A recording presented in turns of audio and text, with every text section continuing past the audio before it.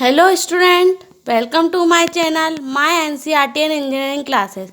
Today we are studying continue part 2 of explanation chapter 8 class 6th body movement of science. इसके पहले का आपको explanation description box में मिल जाएगा, नीचे लिंक दी हुई है. Okay, so now we will continue activity 1. Activity 1. Place a scale lengthwise on your arm so that your elbow is in the center. Ask your friend to tie the scale and arm your eyes together. Now try to bend your elbow. Are you able to do it? आपको एक scale लेना है, उसको आपको अपनी elbow से बांधना है और आप नहीं बांध पाओ तो आप आपके फ्रेंड को बोलोगे बांधने का और फिर आप देखोगे कि क्या आप आपकी एल्बो को बैंड कर सकते हो, मतलब मोड़ सकते हो. ये एक्टिविटी आपको करके देखना है. Okay student, this is the table 8.2 which indicates and represent that which of the body movement have rotate or have bend or does not move. Okay, like knee, finger, toe, back, head, elbow and arm. So do this activity and comment it in description box. Did you notice that we are able to bend our rotate our body in place where two parts of our body seem to be joined together like elbow, shoulder और neck. आप देखोगे कि आप ये notice करना कि कौन से आप बॉडी को आप रोटेट कर सकते हो या बैंड कर सकते हो, थोड़ा सा मोड़ सकते हो. तो जैसे कि वो वाले पार्ट्स हैं एल्बो, शोल्डर, नेक. इन पार्ट्स को जो बैंड कर सकते हो, रोटेट कर सकते हो, इन पार्ट्स ऑफ द बॉडी को हम बोलते हैं joints. Can you name more such joints? क्या आप और एग्जांपल्स दे सकते हो अपने बॉडी पार्ट्स में कौन कौन से जॉइंट्स होते हैं? If your body has no joints, do you think it would be the possible for us to move in any way at all? आप सोचो कि आपकी बॉडी में अगर जॉइंट नहीं होगा तो क्या आप हिल पाओगे, बॉडी का मूवमेंट कर पाओगे? What exactly is joined together at these joints?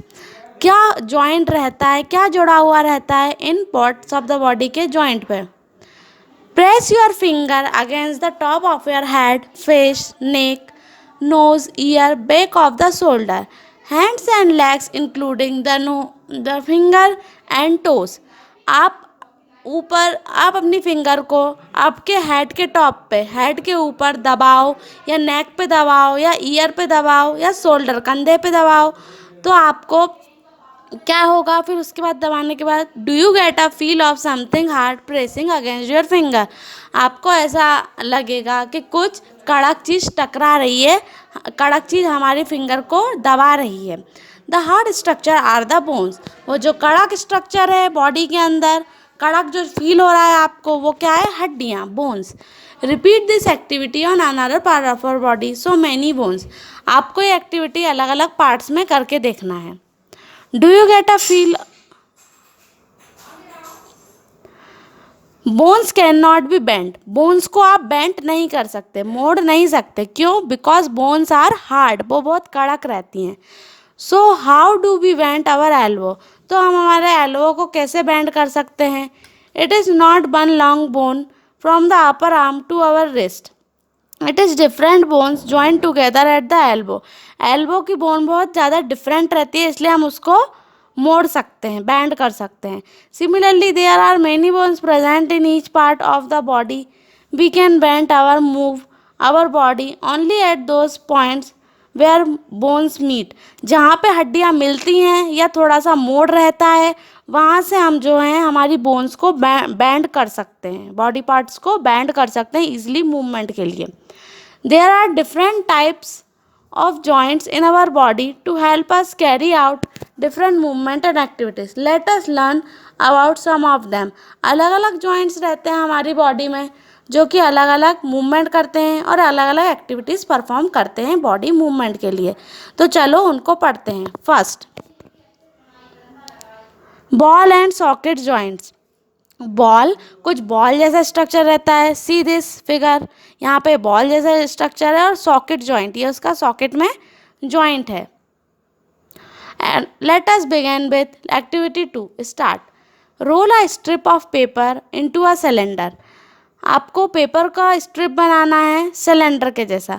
Make a small hole in an old rubber और प्लास्टिक बॉल, उसमें एक छोटा सा होल करना है। And push the paper cylinder into it as in figure 8.2। 8.2 में जैसा दिया है वैसा आपको करना है, सिलेंडर बना के। सिलेंडर हो गया। You can also stick the cylinder on the ball. आप, ये सिलेंडर है, बॉल में होल करा, आप उसकी जगह सिलेंडर को भी ऐसे करके लगा सकते थे। Now imagine that the paper cylinder is your arm and the ball is at end. जो पेपर सिलेंडर है वो आर्म की तरह काम करेगा, ये देखो लंबा, ये आपके हैंड की जो आर्म्स रहती हैं उसकी तरह काम करेगा, और जो बॉल है वो एंड पे लगी हुई है, ये देखिए, ये बॉल एंड पे लगी है। And this is the cylinder part which act as a arm. The ball is like the part of a shoulder. Ball जो है वो आपके शोल्डर, कंधे के जैसे काम कर रही है। The rounded end of the bone fits into the cavity on the other bone, such a joint allows movement in all direction. ये जो शोल्डर कर डायरेक्शन करता है, किसी भी डायरेक्शन में मूवमेंट कर सकता है वो। ये देखिए, ये आपका बॉल दिया है और यहाँ पे आपका सॉकेट दिया है। ये आपकी कौन सी है, आपको कुछ पता चल रहा है? ये आपकी शोल्डर का दिया हुआ है, शोल्डर का डायग्राम दिया हुआ। Pivotal joint, the joint where your neck joints the head is a pivotal joint. जहाँ से आपका सिर और गर्दन जुड़ी हुई है वो वाले जॉइंट को क्या बोलते हैं? Which is known as pivotal joint. It allow, क्या प्रोवाइड करता है, क्या फंक्शन है उसका? It allow us to bend our head forward and backward. वो जॉइंट हमें हेल्पफुल रहता है फॉरवर्ड, आगे की तरफ देखने में और पीछे की तरफ देखने में। And turn the head to our right और लेफ्ट, दाएं और बाएं, राइट और लेफ्ट देखने में भी, टर्न करने में भी वो काम आता है। कौन सा joint? Pivotal joint, pivotal joint. Try these movements. How are these movements different from those of our arm? And they can rotate a complete circulation in its ball and socket joint. इससे हम circulate अच्छे से कर सकते हैं, हम movement forward और backward की तरफ। Hinge joints, what are hinge joints? Anybody know about hinge joint? Hinge joint open and close a door a few times. अपने जो घर के दरवाजे हैं उनको बार बार खोलो और बंद करो, फ्यू टाइम्स, कुछ समय के लिए। Observe the hinge of the door carefully. जो हिंज हैं आपके डोर के उनको ऑब्जर्व करो carefully. They allowed a door to move back and forth. अब समझ में आया हिंज मतलब क्या होता है? हेयर द बर्ड हिंज मतलब जो छोटे छोटे हुक लगे हुए हैं एकदम किनारी पे, जहाँ से आपका गेट जो है खुल रहा है, तो खुल रहा है वहाँ पे देखिएगा आप एंडिंग में दीवार साइड हुक लगे हुए होंगे, उनको बोलते हैं हिंज, जिसकी सहायता से आपके जो डोर हैं वो easily मूव कर सकते हैं। Now come on activity 3, let us look at the kind of movement allow by a hinge. Make a cylinder with cardboard और थिक चार्ट पेपर। आपको एक सिलेंडर बनाना है, वापस से ये देखो, ये एक सिलेंडर बनाया हुआ है। आपके घर पे जो भी पुराने कैलेंडर बने हैं या कार्डबोर्ड पड़े हुए हैं उसके हेल्प से आपको एक सिलेंडर बनाना है। Make a hollow of cylinder from cardboard such that the rolled up cylinder can fit inside it easily. और उस पर एक छोटा सा होल करना है बीचों बीच, और एक और सिलेंडर बनाना है वापस कार्डबोर्ड या आपके घर में जो भी कैलेंडर पड़े हैं उसका। Try to move the rolled up cylinder, how does it move? और देखना है कि वो कैसे मूव हो रहा है। How is this movement different from what we saw with our constructed ball and socket joint? We saw this kind of movement at the elbow in activity 1. ये वाला मूवमेंट कैसा है? एक्टिविटी 1। तो हिंज जॉइंट्स कैसे होते हैं? जैसे कि आपके वो जो घुटने का जॉइंट रहता है उसको बोलते हैं हिंज जॉइंट। ये देखो, ये आपका घुटना है, ये घुटने के ऊपर वाले जो मोटा पार्ट रहता है आपकी थाई वगैरह ये, और नीचे ये लेग जा रहा है, तो ये वाला जो जॉइंट है ये यहाँ से जो मुड़ रहा है किधर और किधर, इसको बोलते हैं hinge joints. Now come on fixed joints. What are fixed joints? Fixed joint, these are some bones in our head that are joined together at some joints. हमारे हेड पे, हमारे जो ऊपर सिर है, वहाँ से बहुत सारे जॉइंट एक दूसरे से जुड़े हुए हैं। The bones can not move at this joints, लेकिन वहाँ पे बोन्स मूव नहीं कर सकती उन जॉइंट से। सच joints are called fix joints, जो हमारे सिर पे जॉइंट लगे हुए हैं वो फिक्स जॉइंट्स है। फिक्स जॉइंट्स ऐसे जॉइंट्स होते हैं जो मूव नहीं कर सकते। When you open your mouth wide, can you move your lower jaw away from your head? जब आप अपनी माउथ खोलते हो तो आप देखते हो कि आपका जो लोअर पार्ट है या जो माउथ का कोई सा भी पार्ट है वो कहाँ से अटैच्ड होता है, ऊपर की तरफ आपके हेड से अटैच्ड होता है। Try to move, are you able to move it? There is a joint between the upper jaw and the rest of the head which is fixed joint.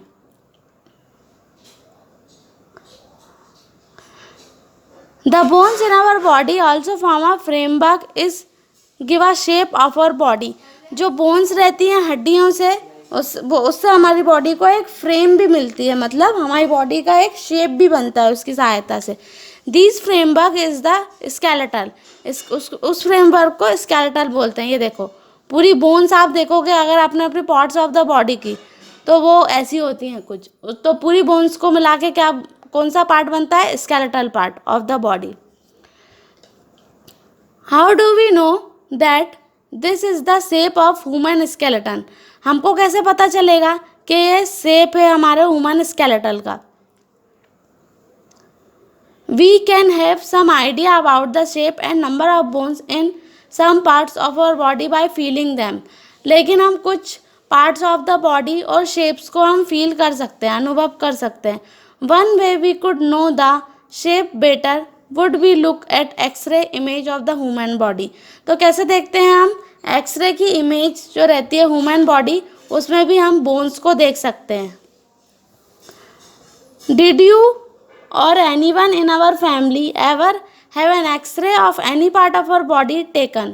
आप कैसे देखोगे? कोई भी आपके फैमिली मेम्बर का एक्सरे उठा के आप देख सकते हो। Sometime when we are hurt or have an accident, doctor use these X-ray images to find out about any possible injuries that might have happened to the bones। कभी कभी जब हमारा एक्सीडेंट हो जाता है या कुछ भी ऐसा इंसिडेंट हो जाता है, दुर्घटना, तो डॉक्टर यूज करते हैं एक्सरे इमेजेस का। Why he or she will be use X-ray images? X-ray images से अंदर की इंजुरी कि हमारे अंदर का कौन सा बोन्स खराब हुआ है या क्या अफेक्ट हुआ है उससे हमको पता चल जाता है एक्सरे से। The X-ray show the shapes of bones in our body. X-ray से हमको ये भी पता चलता है कि कैसी कैसी हड्डियां हैं हमारी बॉडी में। Feel the bones in our forearm, upper arm, lower leg and upper leg. इस एक्सरे से हम हमारा अपर का लेग भी देख सकते हैं कि ऊपर के लेग में हमारी कैसी हड्डियां हैं, फोर आर्म में कैसी हैं, ये सब। Similarly feel the bones of our ankle and knee joints and compare this with the X-ray images। Ankle मतलब जहाँ हम पायल पहनते हैं उस एरिया को क्या बोलते हैं? एंकल। और नी जॉइंट्स मतलब घुटने के जो जॉइंट्स हैं उनकी ये जो छोटे छोटे पार्ट्स हैं एंकल का, जहाँ पायल पहनते हैं उस पार्ट को एंकल बोलते हैं। और जो हमारा घुटने का पार्ट होता है यहाँ से हम बॉडी देख सकते हैं, एक्सरे के थ्रू बोन्स देख सकते हैं। बैंड योर फिंगर, अपनी फिंगर को आपको मोड़ना है। Are you able to bend them at every joint? क्या आप पूरी तरीके से हर एक जॉइंट को मोड़ पाओगे? How many bones does our middle finger have? आपके मिडिल फिंगर में मतलब बीच की फिंगर में कितनी बोन्स, कितनी हड्डियाँ होती हैं? Feel the back of our palm. Palm means आपकी जो हाथ की हथेली है उसके बैक को देखो, पीछे वाले पार्ट को आपको देखना है। It seems to have many bones. पीछे वाले अगर आप देखोगे तो आपको ज़्यादा हड्डियाँ देखने को मिलेंगी। It is made up of several small bones. What will happen if it has only one bone? लेकिन ये बहुत सारी बोन से मिलके बनती हैं, वो जो छोटी छोटी नर्व्स रहती हैं। अगर क्या होगा अगर एक ही हड्डी होगी तो? ये देखो, ये आपके हाथ का पाम है, हाथ की हथेली, ये फिंगर्स, ये कितनी सारी यहाँ से जॉइंट लगे हुए हैं, ये जॉइंट वो सब बोन्स रहती हैं। Activity 4, take a deep breath and hold it for a little while. गहरी सांस लेना है और कुछ समय के लिए फिर छोड़ देना है या बैठे रहना है। Feel your chest bones and the backbone by gently pressing in the middle of the chest and back at the same time. फिर आपको अपने चेस्ट को देखना है, छाती देखना है, छाती की हड्डी हड्डी को फील करना है कि क्या हो रहा है वहाँ पे. Count as many ribs of the chest as possible. हमारी जो छाती है वहाँ पे बहुत सारी रिब्स रहती हैं, मतलब ये देखो, ये जो पतली पतली आपको दिख रही है ना, ये होती हैं ribs. Okay, observe figure 8.9 carefully. ये 8.9 को आप देखो यहाँ पे, ये आपका पूरा चेस्ट है और ये जो छोटी छोटी ऐसी डंडियाँ जा रही हैं वर्टिकली में, ऐसे ऐसे ऐसे में, उसको बोलते हैं हम, हाँ, रिब को पसली भी बोलते हैं हिंदी में. And compare what you feel of the chest bones.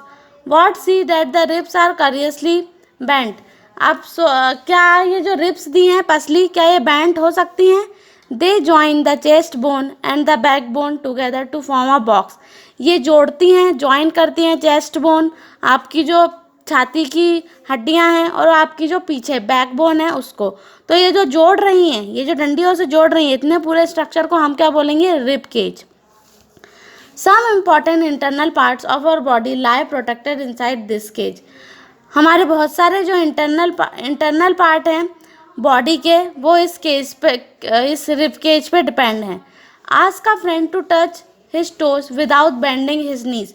अब आप अपने दोस्त को बोलिए कि वो अपने नीज, टोज मतलब जो पैर के पंजे हैं उनको छुए, लेकिन उसकी नीज, उसके घुटने बैंड नहीं होना चाहिए, मुड़ने नहीं चाहिए. Put your fingers at the centre of the back. और अपने फिंगर्स को एकदम बीच में रखें.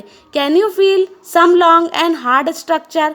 क्या आपको कुछ लंबा और कड़क स्ट्रक्चर कुछ ऐसा नज़र आएगा इस एक्टिविटी करते हुए?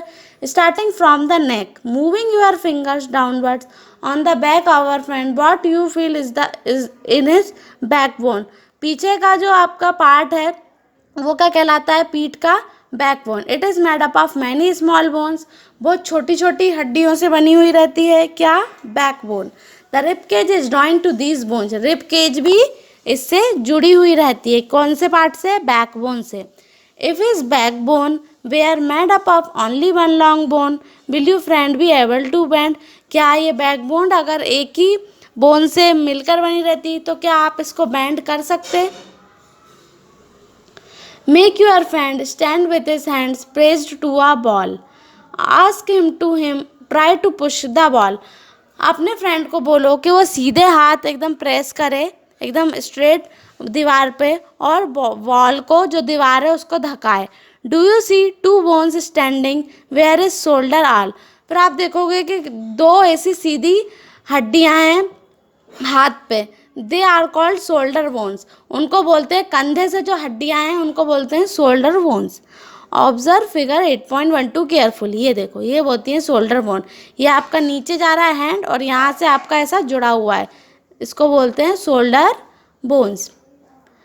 These structure is made of pelvic bones. They enclose the portion of our body below the stomach. This is the part you sit on. The skull is made up of many bones. जो school, जो खोपड़ा होता है ऊपर का, उसको, अपना जो मुंडा होता है उसको बोलते हैं स्कल. वो बहुत सारी हड्डियों से बना हुआ रहता है. It encloses and protect a very important part of the body, the brain. वो प्रोटेक्ट करता है बहुत ही important part of the body को. वो क्या है? ब्रेन. दिमाग उसमें रहता है, brain. We discussed the many bones and the joints of our skeleton. There are some additional parts of the skeleton that are not as hard as the bones and which can be bent. लेकिन ऊपर का part हमारा कुछ ऐसा भी हो सकता है जिसको हम बेंड भी कर सकते हैं. उस बेंड वाले पार्ट को बोलते हैं हम कार्टिलेज. तो कार्टिलेज में क्या क्या आएगा यहाँ पे आप इजीली देख सकते हो. कान का स्ट्रक्चर है. कान के स्ट्रक्चर का जो ऊपर वाला पार्ट है और जो नीचे वाला पार्ट है उसको आप इजीली बैंड कर सकते हो. तो वो क्या होगा? कार्टिलेज का एक एग्जाम्पल होगा. You do feel something in the upper part of the ear that is not as soft as the ear. लो but not as hard as the bone. आप देखोगे कि जो अपर पार्ट है वो हार्ड कड़क तो है, लेकिन हार्ड के बोन के जितना वो कड़क नहीं रहता है। उस पार्ट को हम क्या बोलते हैं? Cartilage. Figure 8.16, two muscle work together to move a bone. Touch it with the other hand, do you feel a swollen region inside your upper arm. आप देखोगे कि पूरी जो आपकी आर्म है, लेकिन जो ये आपकी वो रहता है यहाँ पर नी जैसा एक घुटना है वो रहता है, उसके ऊपर का पार्ट आप देखोगे कि वो swollen है, सूजा हुआ रहता है, मोटा मोटा, उसको बोलते हैं muscle. The muscle bulk due to contraction, it become smaller in length. जो ऊपर का पार्ट है और जो नीचे का पार्ट रहता है, ऊपर का पार्ट ज़्यादा थिक, मोटा रहता है एज कम्पेयर टू नीचे के पार्ट से। Now bring your arm back to its normal position. अब आपके जो आर्म है उसको आप नॉर्मल पोजीशन पे रखो। What happen to the muscle, is it still contracted? You can observe similar contraction of muscle in your leg when you walk or run. लेकिन ये आपका एकदम सिमिलर रहता है लेग की तरह, बट वहाँ पर डिफरेंट होगा जब आप चलोगे और दौड़ लगाओगे। When contracted the muscle becomes shorter, stiffer and thicker, it pulls the bone. अगर जो आपके ऊपर का पार्ट है वो ज़्यादा मोटा होगा और ज़्यादा शॉर्ट रहेगा, ज़्यादा छोटा रहेगा, तो पुल्स वो बोन को धक्का देता है। बोन मतलब उसमें धक जाती हैं अंदर की तरफ। मसल वर्क इन पेयर, जो मसल्स हैं वो पेयर बना के काम करती हैं। When one of them contracts, the bone is pulled in that contraction direction. Muscle जिस तरफ धकाती हैं तो हड्डियां भी उस तरफ पुल्ड, धकती चली जाती हैं उसी डायरेक्शन में। The other muscle of the pair relax, लेकिन दूसरा मसल जो है वो रिलैक्स करता है। To move the bone in the opposite direction, और हड्डी को वो उसके विपरीत डायरेक्शन, अपोजिट डायरेक्शन में मूव करता है। The relaxed muscle contracts to pull the bone towards its original position, while the first relax. A muscle can only pull, it cannot push. Muscle केवल पुल, धकाता है, पुश खींचता नहीं है। Thus two muscles have to work together to have a bone. ऐसे दो muscle मिलके काम करती हैं आपस में। Now come on, gait of animals. Gait of animals like earthworm, snail, cockroach, fish, these are birds, these are the examples of gait of animals. Now start with activity 5. Observe an earthworm. Observe an earthworm moving on soil in a garden. उस earthworm मतलब केंचुए को ध्यान से देखो जो आपके garden में मिट्टी के ऊपर चल रहा है। Gently lift it and place it on a piece of blotting or filter paper. उसको रखो एक टुकड़े के ऊपर, फिल्टर पेपर के टुकड़े के ऊपर। ऑब्जर्व इट्स मूवमेंट, फिर आपने उसको रख दिया, फिर आपको उसका हिलना डुलना देखना है, मूवमेंट देखना है। Then place it on a smooth glass plate or any slippery surface. फिर आपको कोई भी उसको चिकनी ग्लास प्लेट पे रखना है या जो चिकनी स्लीपरी जो स्लिप वाली टाइल्स होती हैं, चिकनी टाइल्स होती हैं, उस ऐसी सरफेस पे रखना है। ऑब्जर्व इट्स मूवमेंट नाउ, अब फिर से उसका मूवमेंट, हिलना डुलना ऑब्जर्व देखना है। Is it different from that on paper, वो अलग होगा जब वो पेपर पे चल रहा था, हिल रहा था, मूवमेंट कर रहा था, वो अलग होगा मूवमेंट, और जब वो ग्लास प्लेट या चिकनी फरस पे चल रहा था जब का मूवमेंट अलग होगा। क्यों? जब वो पेपर पे चल रहा था जब उसका मूवमेंट स्लो था, लेकिन जब वो चिकनी उस पर चल रहा था जब उसका मूवमेंट फास्ट था। Do you find that the earthworm is able to move easily on a hard slippery surface? क्या आप पता लगा सकते हो कि अर्थवर्म इजीली मतलब आराम से मूव कर सकता है, हिल सकता है एक कड़क मतलब हार्ड, खुदबुदड़ी नहीं तो फिर कड़क स्लीपरी सरफेस पे, कड़क जमीन पे। The body of an earthworm is made up of many rings joint end to end. अगर आप अर्थवर्म केंचुए का स्ट्रक्चर आप ध्यान से देखोगे तो आप देखोगे कि ऐसी ये उसका जैसे कि स्ट्रक्चर है, तो ऐसे ऐसे हॉरिजॉन्टल में नंबर ऑफ रिंग्स बनी रहेंगी, मतलब नंबर ऑफ लाइंस बनी रहेंगी उसके एंड टू एंड पे, मतलब जहाँ से उसका पार्ट खत शुरू होगा और जहाँ जाके उसके एंड होगा, शुरू से लेके एंड तक मैनी रिंग्स उसमें लगी रहती हैं और वो एक दूसरे से चिपकी हुई रहती हैं। An earthworm does not have bones, earthworm के अंदर हड्डियाँ नहीं रहती हैं। It has muscles which help to extend and shorten the body, उसके अंदर मसल्स रहती हैं जो कि उसकी बॉडी को एक तो छोटा ज़्यादा लंबा नहीं बनाए रख, एक तो लंबा बनाए रखती हैं। ड्यूरिंग मूवमेंट, जब वो मूव होता है, the earthworm first extend the front part of the body, जब वो मूव होगा तो पहले वो खिसकाएगा उसके पहले पहले वाले फर्स्ट पार्ट, जो आगे आगे का पार्ट है, फ्रंट पार्ट है उसकी बॉडी का, उसको ही वो चलाता है पहले। Keeping the rear portion fixed to the ground, आप वो वाला पोर्शन देखोगे जो ग्राउंड से चिपक जाता है। Then it fixes the front end releases the rear end, वो आगे की तरफ जितना आगे की तरफ बढ़ा रहा है उतना चिपकते जाएगा, और रिलीज वो आगे बढ़ते जा रहा है और पीछे पीछे का उसका रिलीज होते जा रहा है, मतलब वो चिपका हुआ पार्ट अपने आप निकलते जा रहा है एंड का। It then shortens the body and pulls the rear end forward, वो बॉडी को तो शॉर्ट रखता है, बॉडी का जो वो रहता है मोटाई और जो फैलापन रहता है उसको वो शॉर्ट रखता है, लेकिन जो pools the rear end forward, लेकिन वो खींचता आगे की तरफ उसकी बॉडी को खींचते जाता है। This make it move forward bye a small distance, ऐसे ही वो छोटे छोटे डिस्टेंस चलते जाता है आगे आगे आगे आगे की तरफ, फॉरवर्ड डायरेक्शन में। Repeat such muscles expansion and contraction, the earthworm can move through soil, ऐसे ही अर्थवर्म इजीली चलते जाएगा मिट्टी में, सॉइल में। The body secretes a slimy substance to help the movement, उसकी बॉडी में ऐसा एक स्लाइम चिकना और चमकीला ऐसा कुछ सब्सटेंस रहता है जो कि उसकी हेल्प करता है मूवमेंट करने में, एक जगह से दूसरी जगह जाने में या हिलने में। How does it fix parts of our body to the ground, वो कैसे उसके बॉडी पार्ट्स को फिक्स करता होगा ज़मीन से। अंडर इट्स बॉडी, उसकी बॉडी के अंदर, it has a large number of tiny bristle, उसकी बॉडी में ज़्यादा मात्रा के टाइनी ब्रिस्टल रहते हैं। What do you understand by tiny Bristol?